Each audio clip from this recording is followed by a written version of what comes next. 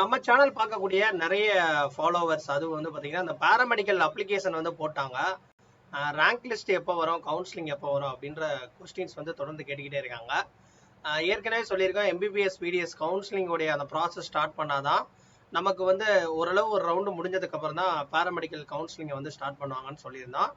But இப்போ வந்து இன்னைக்கு டிஎன் மெடிக்கல் செலெக்ஷன் .net வெப்சைட்ல வந்து நமக்கு UG and medical and dental, அதாவது எம்பிபிஎஸ் பிடிஎஸ்க்கான அந்த டாக்குமெண்ட்ஸ் வந்து ரெடி பண்ண சொல்லியிருக்காங்க. அதாவது அப்ளிகேஷன் வந்து இன்னும் ஓரிரு நாட்கள்ல எம்பிபிஎஸ் பிடிஎஸ்க்கு ஸ்டார்ட் பண்ணிடுவாங்க.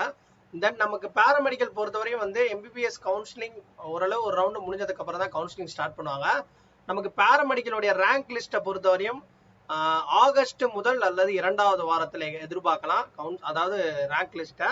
கவுன்சிலிங் பொறுத்தவரையும் எம்பிபிஎஸ் பிடிஎஸ் முடிஞ்சதுக்கு அப்புறம் தான், அதாவது எம்பிபிஎஸ் பிடிஎஸ் ஒரு 1 or 2 ரவுண்ட்ஸ் மேக்ஸிமம் கம்ப்ளீட் ஆனதுக்கு அப்புறம் தான் ஸ்டார்ட் பண்ணுவாங்க. ஏன்னா நிறைய பேர் வந்து நீட் எழுதி எம்பிபிஎஸ் பிடிஎஸ் கிடைக்காதவங்க கண்டிப்பா அவங்களுடைய 12th மார்க்கை வச்சு ஸோ பேராமெடிக்கல் கோர்சஸ்க்கு அப்ளை பண்ணி வச்சிருந்திருப்பாங்க. அதுக்கப்புறம் தான் அதுக்கு வருவாங்க.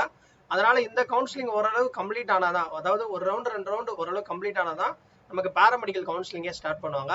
ஸோ இன்னைக்கு இந்த அப்டேட் வந்திருக்கு. ஸோ ரேங்க் லிஸ்ட்டை பொறுத்தவரையும் இன்னும் ஓரிரு வாரத்தில் கண்டிப்பாக அப்டேட் பண்ணுவாங்க. தொடர்ந்து வந்து நம்ம சேனல் ஃபாலோ பண்ணிக்கிட்டே இருங்க. அப்டேட்ஸ் அடுத்தடுத்து நம்ம